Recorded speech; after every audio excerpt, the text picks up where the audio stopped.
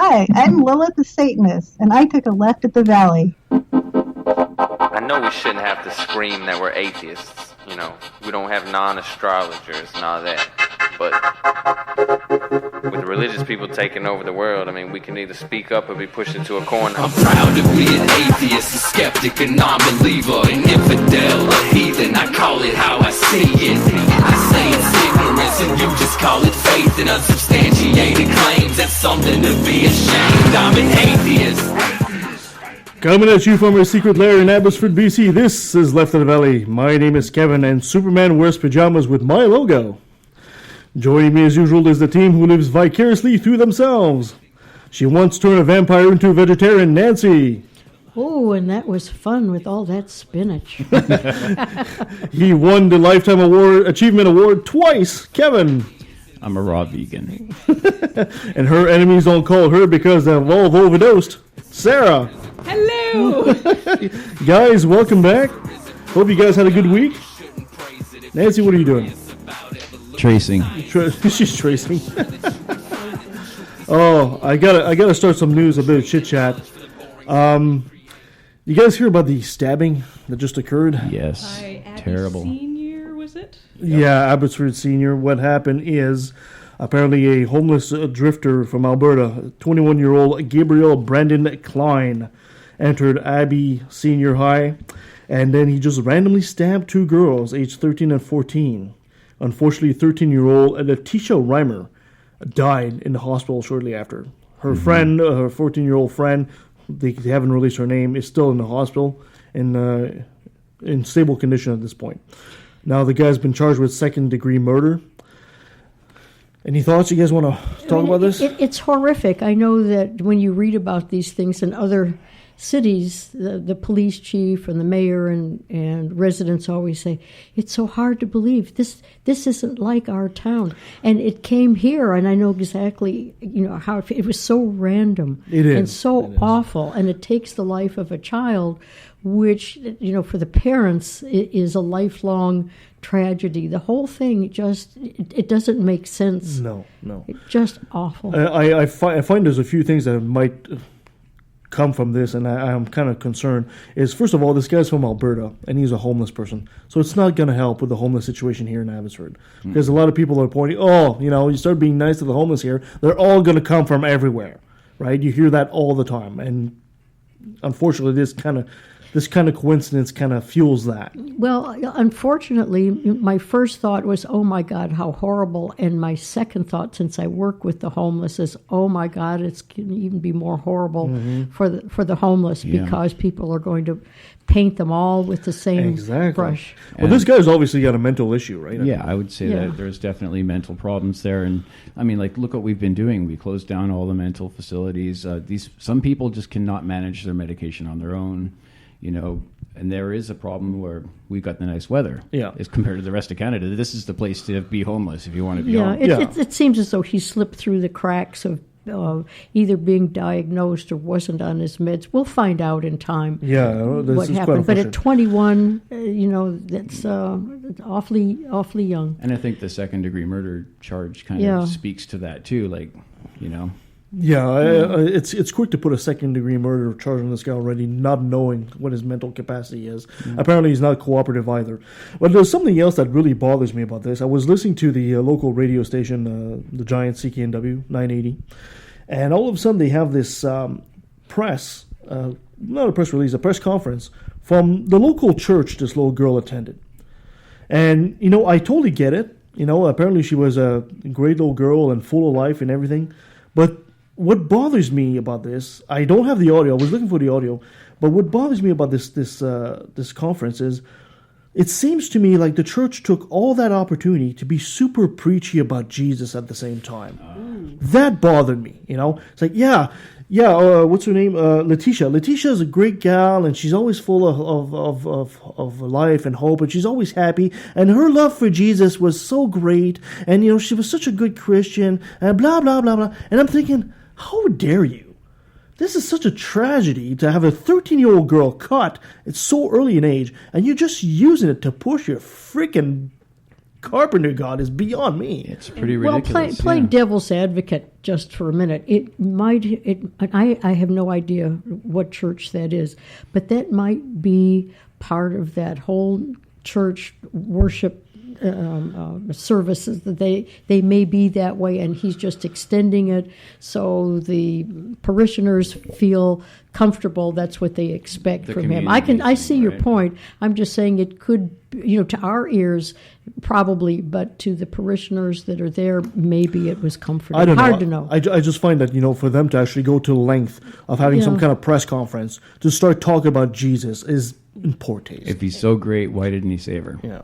And But would it this have is mattered? Abbotsford, everybody. This is Abbotsford. Yeah, we have true to enough. realize that's part of our culture here. So it wouldn't have mattered if she was some troubled kid with worshipping Satan. She wouldn't have had a. No, exactly. And I find that, there are some times where you can promote things, and I'm okay with promotion, even shameless self-promotion at some point. But it'd be like saying, oh, Nancy's had an injury to her shoulder, and that's brought to you by Left of the Valley, and listen on there's not a place for this. Yeah. There's not a place for this right now, and this, especially when you get a death, such a tragic story like that of a young kid. And the other thing, too, I hope it doesn't affect the other kids, because some of these kids might start feeling that school is not a safe place, and that's the last thing you want. It's for a kid to be in school and think they're not safe. I'm sure the kids will feel that. One of the things that happened was that part of the school lockdown practice was to turn out all the lights.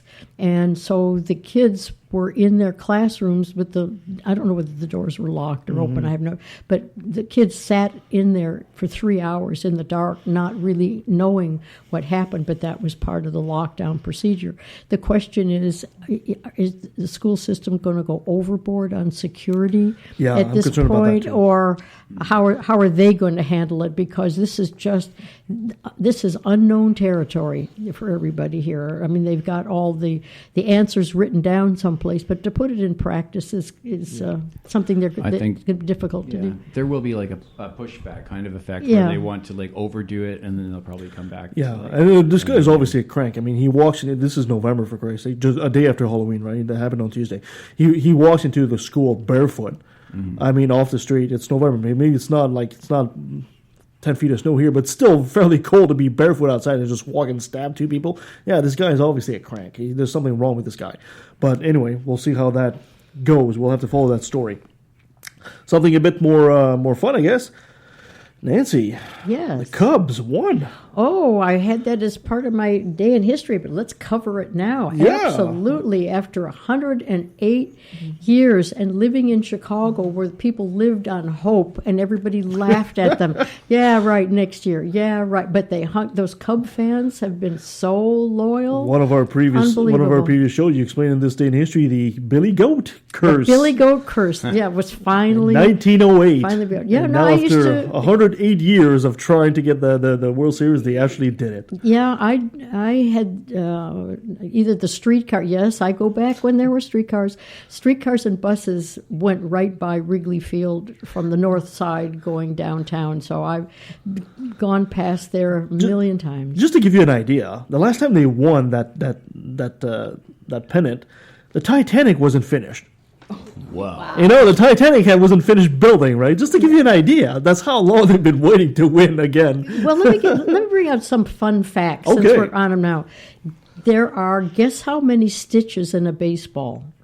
108. 108 stitches in a baseball, and it was designed by the Cubs' first manager, who was a pitcher named A.G. Spalding, and his Chicago office was originally located at 108 West Madison. That's true. Signs and wonders. Unbelievable. The left and right field corners at Wrigley Field, 108 meters from home plate.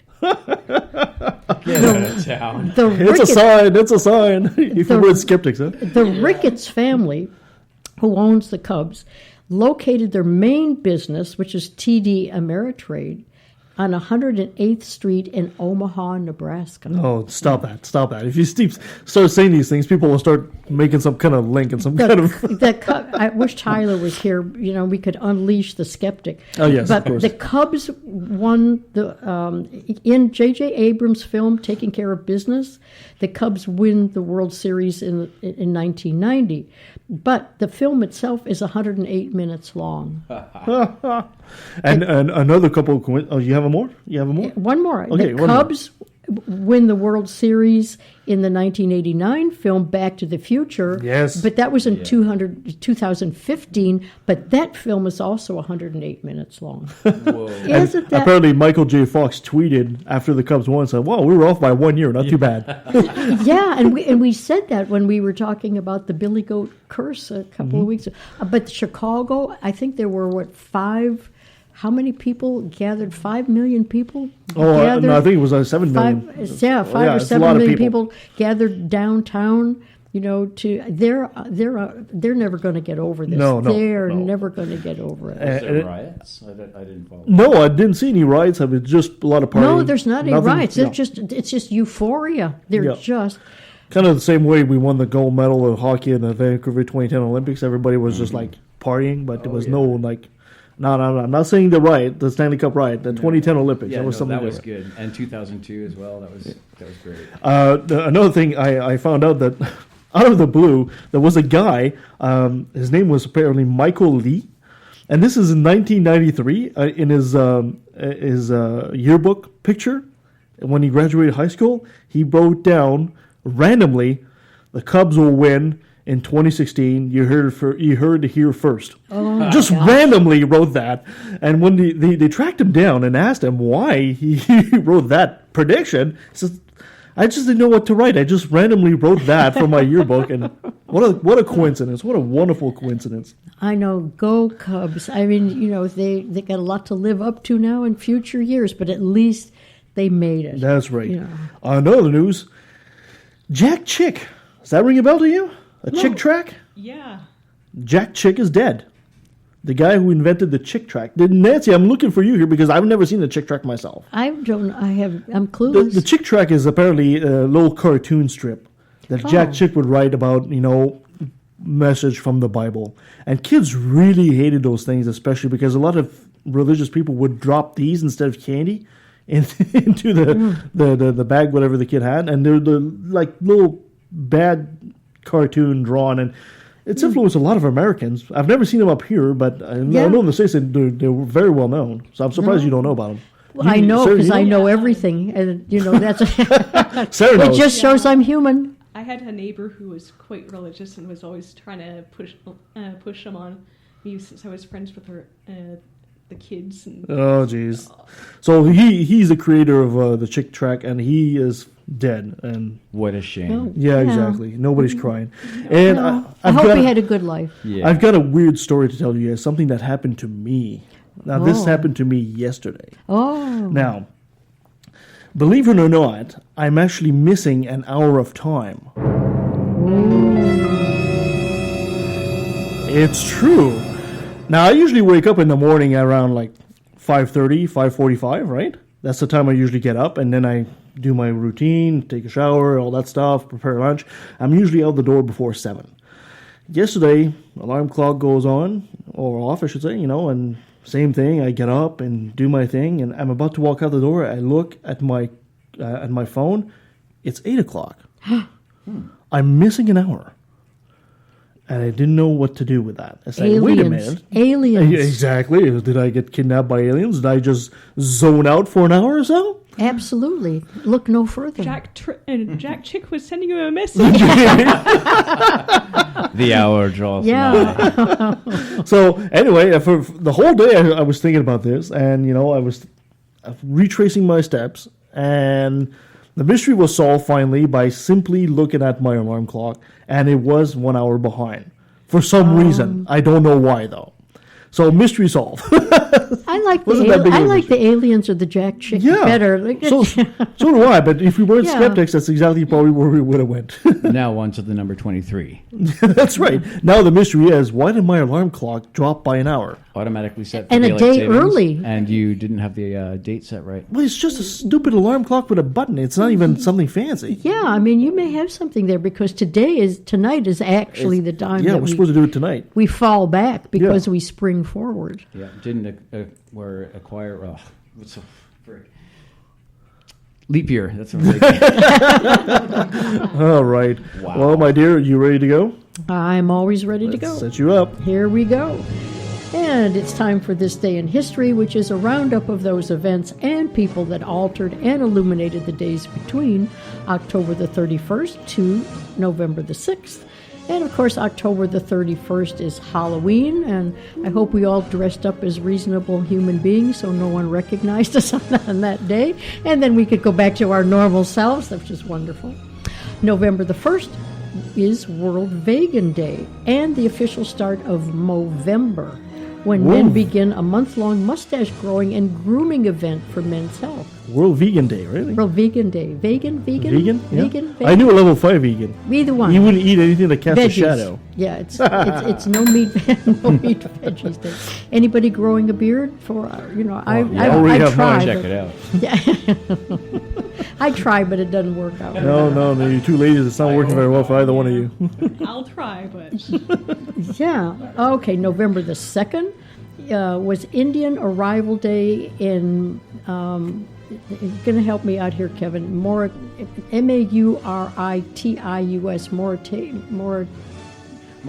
Mauritius? what is the name of that Say island? that again. Mauritius Islands? Mauritius. Maurice. Yeah. Mauri. Tius. Anyway, that's Indian Mauritius? arrival. That was kind of an interesting. Mauritius? I've Yeah, never heard of Islands. it. There's 1 million people there, and they celebrate the fact that Indians arrived on that day, and they arrived, I think, as slaves to help build the country. Anyway, 1936, the Canadian Broadcasting Corporation was established, Yes. and Canadian National Railways was making a radio network to keep its passengers entertained and give it an advantage over its rival CP, which was the CNR radio. The one that the Canadian National Railways was doing was the CNR radio, and that was a forerunner of the CBC. So that's a little history there. November the 3rd is Culture Day in Japan. And in 1925, Clarence Birdseye. Anybody remember Clarence Birdseye's name? He marketed the first quick frozen fish based on the Inuit method of quick freezing in Labrador. Oh, And nice. Birdseye eventually went national, and the company still has the Birdseye name today, but it's a Canadian company, and people just don't really realize the history of that. So thank you, Clarence. In 2014, on November the 3rd, a federal court ruled that secular humanists should enjoy the same rights and protections granted to Christians and members of other religious groups. The court decision declared that secular humanism is a religion for Establishment Clause purposes. In essence, the court's ruling grants First Amendment protections to secular humanist organizations, and that allows the secular humanists to go into prisons and to counsel the prisoners so that they don't have access to them, and not just the Christian ministers that are so prevalent in prisons. November the 4th is Flag Day in Panama, and that was the day, this is so interesting, the Massachusetts Bay Colony enacted the following law in 1646. Goes back a ways. Goes back away, yeah. Okay, here we go. I got to take a deep breath. Here we go.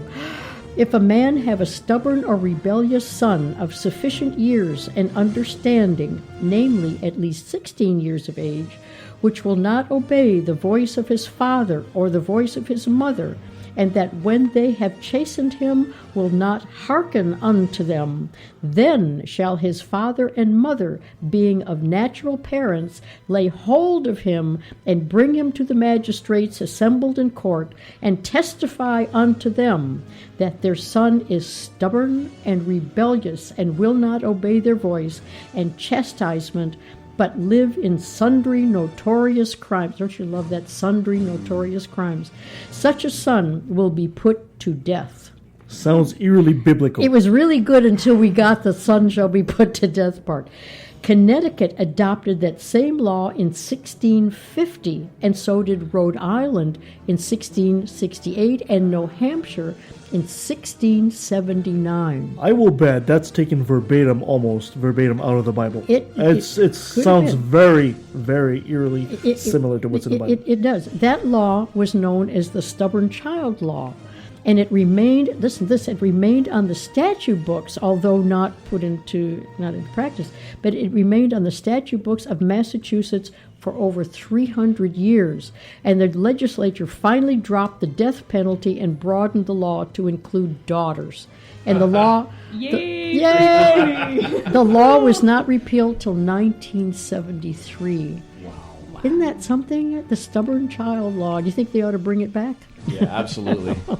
And daughters, what do you think, Sarah? Should they bring back the stubborn daughter law? Considering the lifestyle I lived at that age, You wouldn't be here today. Yeah, you and I would have been chancy if we had made it this far. No. Anyway, so we're glad not saying that Nancy and Sarah are bad influences. No, we're not. and proud of it. no, I think I'm a very good influence. Some may say otherwise, but Strength of conviction right there. There we go. November the 5th is Guy Fawkes Night, and Guy Fawkes Night is also known as Guy Fawkes Day, Guy Fawkes Bonfire Night and Firework Night. It's the annual commemoration observed on the 5th of November, primarily in Great Britain. November the 6th, International Day for Preventing the Exploitation of the Environment in War and Armed Conflict. A long day title. 1879, on November the 6th, Canada celebrated the first Thanksgiving. So, yeah, and that was on November the 6th, and they moved it back to the second Monday in October because of the weather. In 1879, on the 6th, in 2012, this is so perfect because of the election going. I hear there's election. Oh, God, no, don't. But in 2012, this is wonderful. Charles Darwin received 4,000 write-in votes from voters in Athens, Clarke County, Georgia.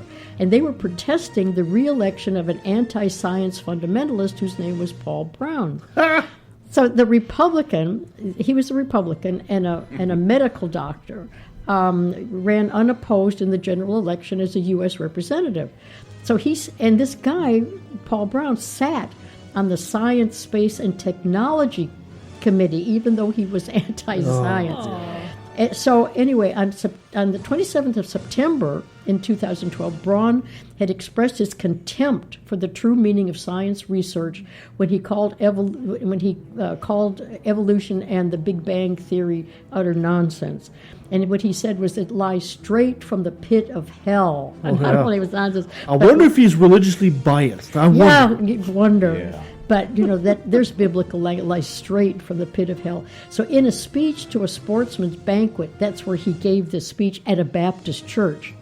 So at that point, the people decided that they would have a write-in rather than have to put up with, either voting or not voting for him. They really wanted to make a statement. So even though the votes couldn't be counted officially, the University of Georgia plant biology professor Jim Liebens promoted the write-in campaign to protest the incongruity of an anti-science fundamentalist on such a committee. So I think that was a wonderful thing to have happened. I love those kind of protests. They really make sense. It's better than carrying a sign. It's like President Obama has been saying, don't boo, vote. Well, that was, even though they voted for Darwin, it just worked out. Yes, indeed. And that, dear listeners, brings to a close another passing parade of interesting, mundane, unusual, and occasionally bizarre events and people that make up this day in history. Thank you so much, Nancy, and we'll be right back right after this.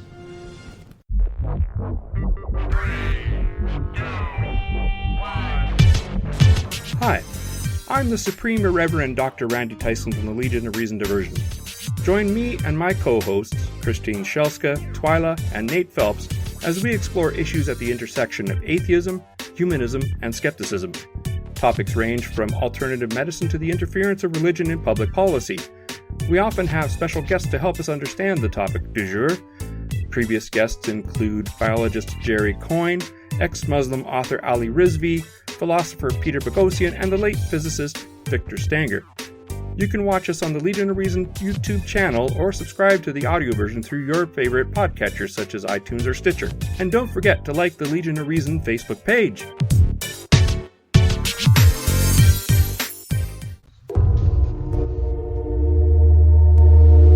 Now it's time for an atheistaudiobooks.com sneak preview. The Happy Atheist. Disproving Christianity. After faith, our Constitution. Baptized atheist. The God virus. Here is an excerpt from The Good News Club. The Christian Right's Stealth Assault on America's Children by Catherine Stewart. This book had its beginnings in one of those events that at first seems too small to matter, until suddenly it becomes too big to ignore. When a program called The Good News Club showed up on a roster of after-school activities at my daughter's public elementary school in Santa Barbara, California, I didn't give it much thought.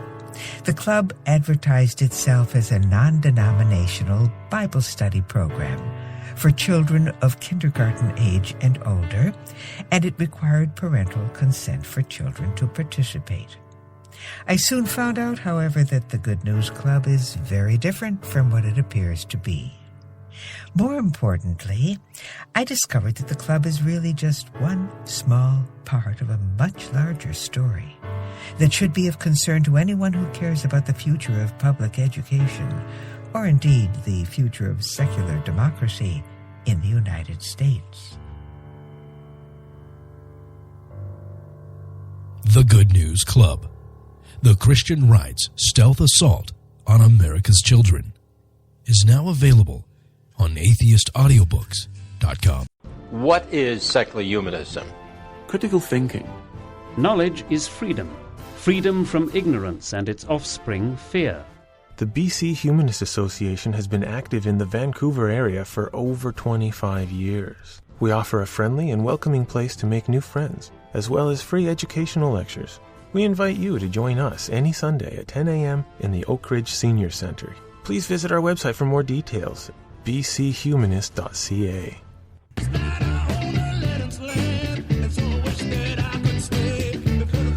And we're back. So our guest today is the third-term president of the Edmonton Atheist Society, and she's also the joint owner of the Alberta Secular Conference. She's a snappy dresser and a snazzy dancer. Please, ladies and gentlemen, please welcome Karen Lumley Kerr. Hi, Karen. Hi. Hey, Karen, welcome. Now you're all coming in and out.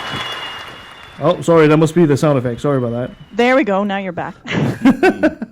Karen, for our audience that might not know you, because some of us have not traveled to Alberta, this land of foreign, far, far away. Would you be so kind to give... side of those mountains, hey? That's right. Those immovable mountains. Would you be so kind to give us the Reader's Digest of how you came to be the president of the Edmonton Atheist Society? Right. So I lived in Scotland for 10 years, and while I was there, I kind of realized I wanted to be a little bit more active as an atheist. I think I always was an atheist, but just hadn't really paid attention to it. And in my last few years before I moved back to Canada, I kind of became more aware of the issues. So when I came to Edmonton, I looked for a community, and lucky for me, there already was one. So I jumped right in with both feet, and within the first, I think it was 8 months, I was the vice president of the group. You can't handle the truth! Don't do anything slowly, just jump right in, right? And then the next year, I ran for president. So it was pretty fast. Obviously, they needed to make sure that I was trustworthy before I got to run the whole deal, but that's sort of how it started. And I'm not really quite sure where all my passion comes from, because I know a lot of people don't just jump right in things like that, but I've never been one to do things by half, I suppose. See, that's interesting, because here in BC we do things completely differently. Usually you end up being president or in charge because nobody else wants to do it. Right. I guess Alberta is different. No, Karen, having worked with you very briefly in the past, I have no doubt that you are the most capable person around, and everybody said, let her do it, we'll be much better off. So congrats for jumping right in and taking charge. I know you run it really well. And you guys just had your second Alberta Secular Conference. How did that go? Right, so that's a separate organization, actually. We're two different nonprofit groups. I just happen to be the face of both of them, so people confuse it. The SEA, the Edmonton Atheist group, does actually help sponsor the conference, but we have other sponsors as well, so there's multiple groups that help with that. And it was really fantastic. So it's October every year in Alberta, and we're kind of trying to rotate through the cities. We went to Red Deer first. We were in Edmonton this year. Next year it'll be Calgary. And we're a little bit different than some of the other conferences out there. We're not really as focused on like the celebrity atheists, as it were. And we did even do like Secular Saturday this year, where we had a Catholic come speak to us, and there was a Christian guest speaker as well. So we definitely want the conversation to be about learning and dealing with issues that maybe are specific to Albertans, first of all, and then specific to Canadians, rather than just, hey, there's another atheist YouTuber up on stage that I like. We do have them, but we don't focus on that as its only point. So. Okay. You know, we often get the impression that outside Calgary and Edmonton, as soon as you walk outside of these two cities in Alberta, you get into Jesus Town. Is that really the case in Alberta? Oh, yeah. We are the Bible Belt of Canada, definitely. So you guys are more and more looking more and more like the Canadian Texas. Yeah, that's a joke, son. Don't you get it? I made a funny, son, and you're not laughing. Sure. So, Karen, you know, I want to ask your opinion on a lot of things, because I know one thing you're very passionate about is what's been going on in religion brought in school. I know it's a big fight in the States, but it does happen up here as well, and it seems to happen in Alberta. You know, Lord's Prayers in school and stuff like that. Is that a fight you guys fight on a regular basis? Oh, well, we're one of the lucky provinces that still have a publicly funded Catholic school system here. Yeah. Nice. Yeah, very nice. There's only 3 provinces left with it. Obviously, Ontario are kind of leading that charge, and we're trying to catch up. But Alberta has dual system, and it's a waste of taxpayers' money. But above and beyond that, I mean, I went to Catholic high school, even as an atheist. Just was the way it worked out for me for schooling, and I spent a year and a half there. And just little things like being told I had to take the religion class in order to graduate, which is a lie. You don't. I could have had my parents exempt me, which they would have done at that point in my life. But there seems to be more Catholicism within the Catholic school system now than when I went to school. It's really strange. There is actually in our Alberta School Act a provision where you can exempt your children from the religious part of schooling. But now we're being told that parents that are trying to do this in Alberta are being told that the Christianity is so. It's part of every teaching, every class. So you can't really take them out of it because it permeates through the whole thing. So it's becoming more of an issue than it used to be as far as how much instruction they're being given in religion. But again, obviously we're if you look at the Alberta School Act, the Catholic system has sort of been not following it properly for years and years and years. Oh, wow. So I'm horrified at the idea that there's more religion now than there used to be in school. But I'm really particularly interested in hearing about, what about the science? What about, are they trying to push creationism in Alberta? Right. So we have a really large homeschooling group inside Alberta as well. And this has been in the news recently because we have had one homeschooling board have just been revoked their funding and accreditation, which has, caused outcry. People are thinking it's against homeschooling rights, all this and that. But when you really look at what these people are saying and really talk to, there's a handful of people that homeschool for reasons that have nothing to do with religion. But I would say 90% of them are doing it because they want to teach their version of things. So, dealing with evolution in a different way so that it doesn't look like it's a fact, things like that. And I personally have major issues with that. I think you're taking that right away from the children to have their proper science curriculum taught to them. So this is a problem. We've also got inside some of our public schools, and I was shocked to find this out. I have a friend who's a minister at United Church, and we went for coffee, and we were talking about the schooling issue, and he brought up the Logos programs. So we have publicly funded, inside our public schools, there's Christian-focused classes that you can put your kids into. And in one particular instance, now I know it's not all the schools across Alberta that have Logos that do this, but he was able to name a particular school that's teaching Logos, and they're teaching creationism. Wow. Yeah. Stockwell Day involved in that? So that's inside a public school. So public money, and we're paying for kids to get taught about a 6,000-year-old Earth. It just blows my mind. Yeah, that's mind-boggling. I mean, I grew up in Quebec myself, and when I look back today, it was funny because there was a point where you could take catechism, which was, like everybody in Quebec is Catholic, or you could take another course. You could be exempt for that and go to another course that was basically called, if I translate it would be called morality. So it's kind of funny to see a religion course opposed to the moral or the morality of the other class. So, wow. Okay, I don't know what to say about this. It's really kind of screwed up to see that kind of stuff. Yeah, definitely. So have you heard about this week the Court of Appeal has upheld Trinity Western University being able to go ahead? Any thoughts on this? If they were private, I guess I would have different opinion. But they're not. I mean, most of the universities in Canada still get some sort of public funding in some way or another. And I actually had to look up some stuff about Trinity West when this first came out. And they've received millions upon millions of dollars through various means that affects public money. So, of course, they're going to have to follow the public rules. So this ruling needs to be challenged. I guess it's going to go to the Supreme Court, I suppose, would be the next step. For the audience that might not know what's happening here, Trinity Western University is essentially a religious university here in Langley. And what has happened is they decided to open a law school. Now, the Law Association here in BC gave them, sure, we're going to accept students from the law school that came out of here at Trinity University. But the Association of Lawyers basically went back and told their rulers essentially, no, we don't want this to happen, because Trinity Western has essentially a covenant. If you're a student at Trinity Western, you have to sign a covenant saying that you will not engage in any immoral behavior according to their standards, and some of that includes sex outside of marriage or homosexuality. So it's not just the students, it's the staff as well. Yes, you're right. So it's a huge discrimination.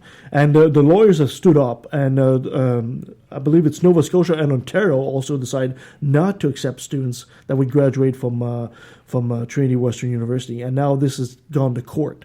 Now the BC Supreme Court has ruled in favor of Trinity Western, and the Court of Appeal as well.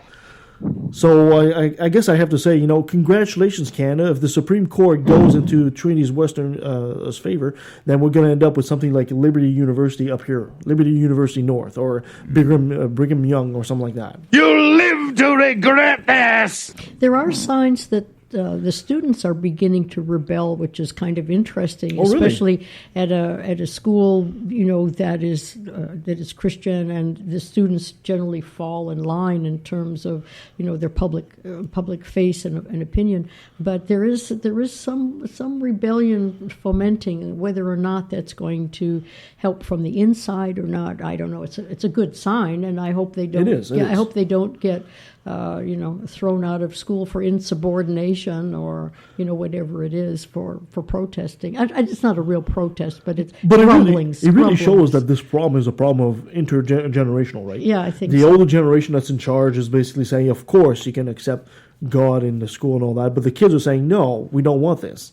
So I'm hopeful because the future lies with the kids. Yeah. Yeah. It's like on one hand, you've got like our court system and everything, and they're still offering you a Bible to swear on, right? Yeah. So it's I agree. It's all bass backwards, but then you're kind of moving back in that direction now with making it official for Trinity Western. It just seems ridiculous. Yeah. Although there are some signs. For example, when Prime Minister Trudeau was sworn in, he swore on the Bible, but much of his cabinet did not. So there's some good signs. That's not because they were non-theists, though. That was because they held different religious views. Okay, that's a good point too. That's a good point too. Damn, you just stole my... No, but I think in Canada you can swear and affirm. You don't have to use the Bible. You can swear and affirm. Yeah. My nephew just got sworn into the military, and he chose not to swear on the Bible. So yeah. So bring it closer to your face. I can't hear you. Oh, Hi, Kevin. Thank you. And to compound on top of that, you guys are also finding a lot of religious fervor, I guess, in hospitals in Alberta. Yeah, but of course, I think... Did you hear that sigh? I heard that sigh. I think we all have this fight, though. There's Covenant Health across Canada, is there not? It's not just an Alberta issue. No, you're right. It's not. But we got you, and you're talking about Alberta, so we might as well stick there. Yeah, okay. But it does affect all of us, was all I was trying to say. So obviously the Dying with Dignity movement were quite prominent in trying to help bring in this legislation, and the timeline has passed. We're now legally allowed physician-assisted dying in Canada, which is fantastic. Awesome. However, Covenant Health have refused to allow this to happen inside their hospitals. So this wouldn't be an issue if there was lots of choice, but there's plenty of places across Canada and Alberta where you don't have access to anything other than a Catholic hospital. That's so right. You're being denied this right. That's right. But there again, when they receive public funding, there's still a disconnect between what the law says and what their religious beliefs are. So, public, and I don't think they're going to say, no, we don't want any public funding. We're going to go completely private. So that's it's going to have to be resolved. That's their true God. It's follow the money. That's their true God. Yeah.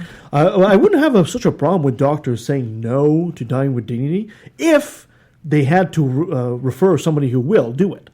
And that becomes a problem, because then some of the doctors and apparently some of the pharmacists are also starting to say it's against my religious values to do so, and now they're following suit of what's happening in the States, right? Yeah. So if they actually went the other way and say, okay, fine, I don't want to do it myself, but I'll recommend doctor whatever who will do it. Right, and we've got the bishops here saying that they are not even allowing referrals to happen. Yes. Currently, the way it works is they just have to transfer the patient to Alberta Health System instead of being able to say, okay, here's a doctor who can do this, or here's the route you have to take. It's a long-winded process, which of course people at the end of their lives, the people that are accessing this are already in extreme pain or, at the end of their life already, because, you have to fulfill the requirements of having an illness. Your death has to be foreseeable, things like that. And it's just not going to be helpful, this situation where they're having to try to start from scratch again to find a doctor to help them with their care. We have the added problem of Covenant Health owning 90% of the palliative care beds. I'm not sure how it runs in Calgary, but in Edmonton, they do have that percentage. Now, when you go into palliative care, you don't get to choose where you go. So you just get the next open bed. Yeah. So if you end up within Covenant Health, that's not that you've chosen that, and then they're denying you the right to access physician-assisted dying, and they won't refer you. Well, we have the same problem with abortion, and that hasn't been fixed. Our Catholic hospitals don't do that, and it's a charter right, so... It's incredible that they could just flaunt the law like that whenever they want, just because, Go ahead. I've always said, when you start saying, "Oh, my God is bigger than your laws," well, Karen, are there any lawsuits on the horizon that are challenging that, either the abortion or the death dying? I am with Dying with Dignity movement here, but I haven't been to a meeting in a few months because we just had our conference, so I'm not aware currently. There probably are. I'm just not up to date on that stuff. Sorry, so I can't answer that question. No, that's okay. Here, the BC Humanists are actively involved in trying to make sure the law is upheld.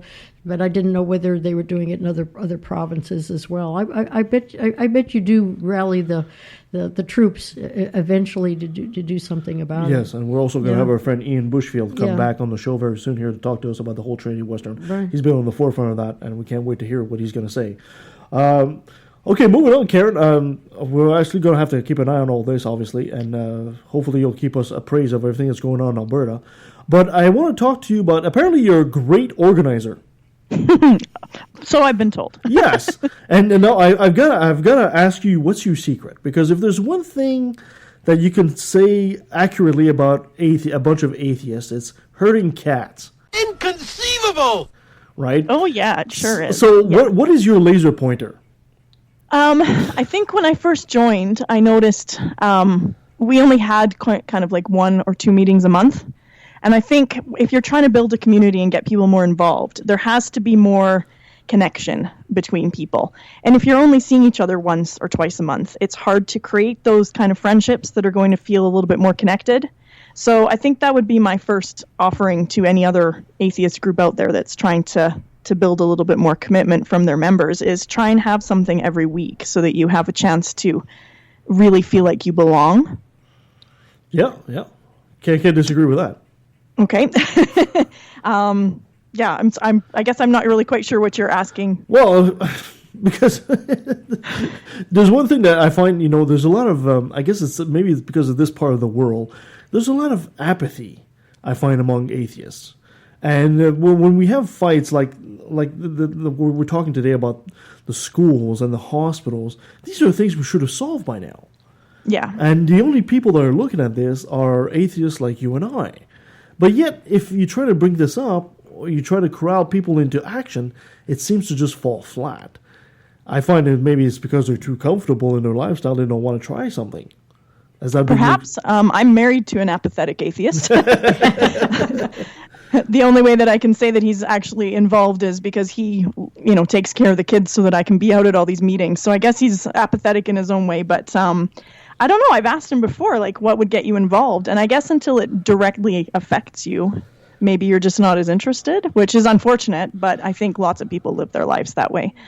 Okay, cool. Well, it's good that things balance out. You got an active, apathetic husband, which comes in so handy for you. Keep him that way. Yeah, encourage it. At least he's not in your way, right? That's right. Exactly. No, it means the kids can be kept out of the way as well because they're quite young. So good stuff. All right, so. No, I find that too. I find that you have groups of people that would rather sit around and talk than do things, and which frustrates atheists who are activists and want people to get up off their posteriors and do something. And it can be a struggle between the two groups as to whether or not I totally agree. Yeah, when you have a group, should we be mostly conversational or should we be mostly activist? In Vancouver, the group I would say is pretty activist because they have a very activist leader, and he seems to attract people that will join him in all of the causes. Here in the Bible Belt, we have people that would rather, for the most part, sit around and talk, which is very frustrating. Extremely. I'd like to speak to that. To people who want to be activists. Do you have that push and pull in your group, or does yours lean more one way than the other? Okay, so am I jumping in here? Because I heard someone say they wanted to add something. Yeah, you're good. No, we definitely have that. And I think that's why so many different types of events can be appealing to different people. So we do some sort of activism things. We have quite a few skeptics in our group who like to get out there and, we held signs up when there's psychic mediums that come and hand out pamphlets, and Deepak Chopra's coming. That's it, man. Game over, man. It's game over. What the fuck are we gonna do now? Oh my God. Joy. You need to talk about that. Obviously is a big deal for us, and we want to go and hand out. We have a leaflet called 7 Signs to Help You Spot Pseudoscience. So things like that. But we've got a specific group of people that like to do that, whereas we've got other people that like to just hang out at the coffee night. So I think you have to make sure that your group has varied different types of events that will appeal. One person will go to the coffee night and the breakfast, but the next person's interested in learning more, so they'll show up to book club, and someone else wants to go and protest things. So you just have to be open to having different members of different areas. Okay, now you want to go, Kevin? You want to? Yeah, I had out here in Abbotsford, we just got rid of Bibles in the schools and everything like that. But out here, as atheists, we exist within a very established religious framework.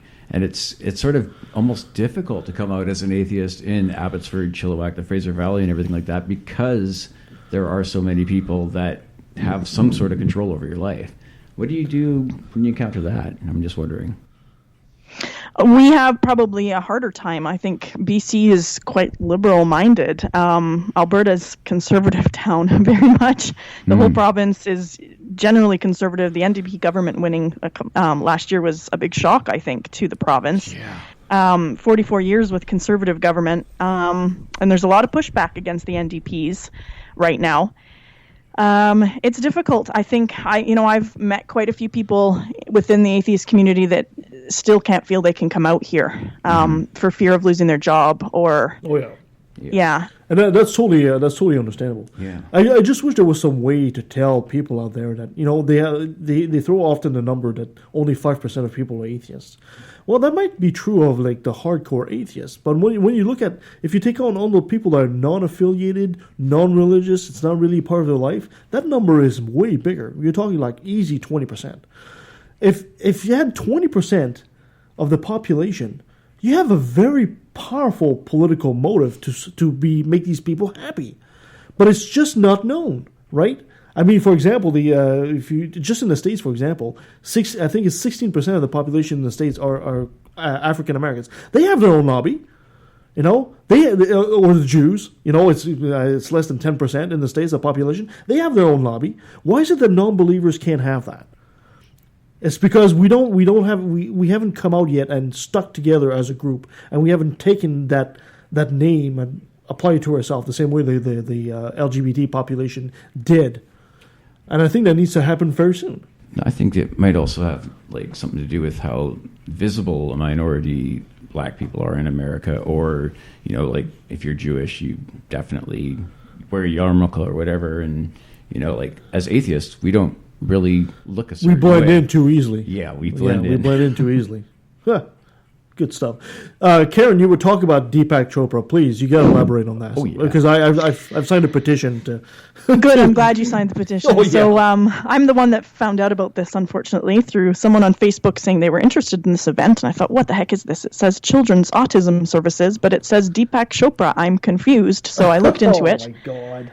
Yes, they're having their annual, they have a conference. It's a 2-day conference in Edmonton, and I guess it's in year 7 or something, or 9 maybe, somewhere around there. And he's their speaker in the evening on the Saturday night. So I can kind of see it being more like a fundraising type thing for them, because everyone during the day for the conference, the speakers are all doctors and scientists and things. There's nothing wooey about any of that, just the Deepak Chopra part. And I was like, I don't understand why they're doing this. So yeah, there's we've done letters. Obviously, I got Tim Caulfield from the University of Alberta on board with that, and he was on CBC to talk about it because, they don't want to talk to me. They want to talk to someone that has a little bit more clout. He's the guy that wrote the book, Why Gwyneth Paltrow's Wrong About Everything. Oh, nice. Yeah. So, so media outlets already know who he is. So I alerted him to it, and he got on board with that. And then, of course, now there's this petition going around. And we've obviously emailed and written letters to the organizers. It might just be that they just thought it was a good way to make money. I don't know, but it's dangerous, and maybe they weren't aware. I don't know. I'm hoping that it's as simple as that, but there it's kind of scary. Definitely is like a move in Canada right now to like sort of embrace like native spirituality and like just spirituality in general, like recovery models for like say like alcoholics in alcoholics like treatment centers or whatever are told about like a wellness wheel, and that includes the spiritual aspect of everything, right? So maybe they're just covering their bases. I don't know. Well, and then of course, and I'm not sure if this is just Alberta or if it's Canada-wide, but homeopathy and naturopaths are accredited here. Oh, joy. No, I'm so sorry for you. Okay, so that's Alberta then. Yeah, we're lucky. No, it's just because you guys don't understand that the consciousness of the cosmos of autism is relevant. The consciousness. I'm trying to do my Deepak Chopra impression here. Sorry. Oh, there's an online thing you can put in stuff, and it'll give you there's a random code generator. I should totally pull that up. Oh. Well, thank you so much for your time, Karen. I really appreciate you being with us on the show today. Anything you want to, the mic's all yours. You want to plug in something, by all means. If people want to find out more about the Edmonton Atheist and what you guys are up to, where do they go? So we are online at edmontonatheist.ca, and we are also on Facebook. Just look up Edmonton Atheist, and you'll find us right away. And as far as the conference goes, as I said, that's separate. So Alberta Secular Conference. Now, we can't be... It's not Alberta spelt out. It's AB, because Alberta spelt out is reserved for government issued things. Yeah. So we couldn't get named that. So we're AB Secular Conference. Right now, we've just finished our conference. So it'll be next year before you'll see us up and running again. It's usually in October. Mm-hmm. That date might be changeable depending on some of the guests I'm trying to find. So I'm guessing it's a tad early to ask you which guests you plan on having there. Yeah, we don't have anyone confirmed as of yet. Okay. I'm working on it. I'll come. We do know that it'll be Calgary. Congrats for everything you do, Karen. You're a force of nature, and I'm so glad that you're there organizing and doing active things, and just really being one of the good guys of atheism in Canada. Congrats, and thanks. I know it's a little early, but have a spectacular year next year. I hope everything goes well for you and the group. Yes. Thank you very much. And Karen, just in closing, can I ask you maybe to just give us a couple ideas of what we can do as atheists in the community to just, forward this thing? Obviously, beating people over the head with the ridiculousness of their religion is not going to work. So no, I think everyone can find their own strength in one particular issue, perhaps, and that's where I kind of have part of the reason why I started the conference. I'm passionate about all sorts of little issues, but I'm not focused on one in particular, whereas there are people in Alberta that are. So I know you know who Luke Fevin is. He's focused on the schooling stuff. We've got Bradley Peter focused on the Dying with Dignity thing. So what I'm doing is trying to give them a platform to speak about these things. But I would say find your niche. So there's plenty of things and opportunities where we can get involved. Just find the thing that kind of encourages you and excites you and dive into that one. Very good. Thank you. Good stuff. Karen, before I let you go, there's one quick thing I got to ask you. Can I get you to say, hi, my name is Karen Lumley Kerr? That's how you say your name, right? No. Oh, okay. How would you say that? My husband is Scottish, and apparently in Britain you can say it one of two ways, and we say it Kerr. Okay, well, okay. Would you be so kind to say, hi, I'm Karen Lumley Kerr, and I took a left at the valley. Hi, I'm Karen Lumley Kerr, and I took a left at the valley. And that was our friend Karen. She's a dynamo. Yeah, totally. Oh, and, yeah. Some great tips, and I sure hope we hear more from her, and she keeps fighting the fight. Yeah, down we've got there. some good people in Canada. We should have more of them on the show and join forces when we can. Mm-hmm. Well, before I let you guys go, we got to do our another brilliant moment brought to you by religion. Oh yes, the weird and wacky world of religion. Now, are you guys atheists who's lost a chance at salvation?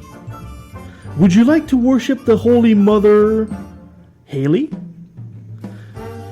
Yes, there's a woman that says she's pregnant with Jesus' baby. Oh, it's Jesus, yeah. I am pregnant and it is Jesus, says 19-year-old Haley. Mm-hmm. The teen claimed that she's 9 months pregnant and about to deliver a baby boy. I know my pregnancy is real, she says. I've gained 22 pounds, says Haley. I was sleeping one night and my baby punched the bottom of my stomach and kicked me. And I can feel his head right here, right below my belly button. Oh, Jesus is violent. Oh, she in for a surprise. However, Haley's mom, Christy, says her daughter is a compulsive liar and delusional. She says Haley is not pregnant and numerous pregnancy tests and doctors have confirmed that. My family, my friends, my pastors at church, they don't believe that I'm pregnant. Even the pastor doesn't believe it. You would think the one person that should almost. I know it's Jesus, she says. I don't care if my family disown me. It really comes down to if you're a true believer in Jesus or not. I do not care what the home pregnancy test the doctor says. When I give birth to my baby, no one is going to deny him because he's my savior. Any thoughts?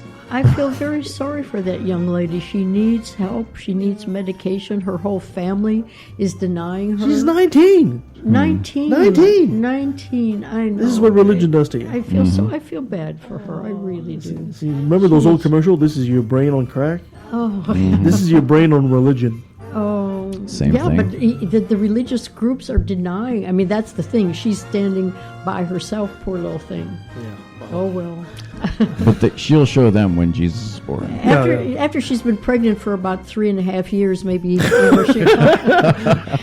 maybe she'll start to realize it's not going to happen. And 22 pounds for a pregnancy sounds a bit on the low side, doesn't it? No, there's actually people who gain the weight of the baby how big only. a girl she is, you know. Okay, It's not fair bad. enough. Well, it just sounded a bit. Anyway, there's your chance, guys. You heard it here first. If you want a chance to redeem yourself and forget this whole atheism thing, and you want to just fall to your knees and worship the next baby Jesus. It's going to be the son of Haley. The son of Haley. The son of Haley. And the Vancouver married. Canucks are going to win, I don't know, arbitrary number 2018. That's right. All right. That's how it's done. You heard it here first. Oh my! We have to let's keep up with her and see what happens. If it goes anywhere, I have a sneaky suspicion it's not going to go anywhere. Well, thank you so much for joining us on the show today, guys. You can follow us on leftofthevalley.com. You can follow us on Facebook, on Twitter, on LATV Podcast. You can send us an email at leftatvalley@outlook.com. Coming up next week, we have our old friend Arn Raw is coming back on the show. We'll be talking about his book. We also have atheist Damien Mary at Hope coming towards the end of the month. We have the beginning of December. We have a debate between a Christian and Gemma Page about the resurrection or is it the historicity of Jesus? And of course, we have our old friend David Fitzgerald who's coming back around December 10th to talk to us about St. Paul. Remember St. Paul? Nobody talks about St. Paul. Man, it's going to be a really dynamic end of the year series of shows. And of course, on the 17th, we'll have our Christmas special, and we'll probably re-invite our friends from the Legion of Reason to join us. And just like our Halloween special, we'll be telling Christmas stories, I guess, around the campfire. Sounds good? Sounds like the Halloween good. show, but you can make cookies, Kevin? I'll try to make cookies and not burn them this time. I will bring the pizza that I've been promising for a long time. I'm in. Fair enough. Ladies and gentlemen, thank you so much for joining us. Until next time.